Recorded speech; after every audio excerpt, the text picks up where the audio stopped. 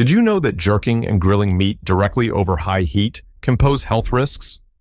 When meat juices and fats drip onto hot coals or flames, they can create compounds called polycyclic aromatic hydrocarbons, PAHs, and heterocyclic amines, HCAs. These compounds have been linked to an increased risk of cancer. PAHs form when fat and juices from meat drip onto the fire, causing flames and smoke to contain these harmful chemicals.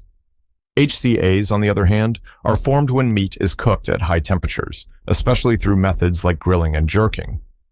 To reduce exposure to these compounds, it's recommended to use indirect heat grilling methods. This involves cooking meat next to the heat source rather than directly over it. By doing so, you can still enjoy the flavor and texture of grilled meat while minimizing the formation of harmful compounds. Remember, do not eat charred meat or vegetables because they can form harmful compounds such as heterocyclic amines, HCAs, and polycyclic aromatic hydrocarbons, PAHs, which increase cancer risks.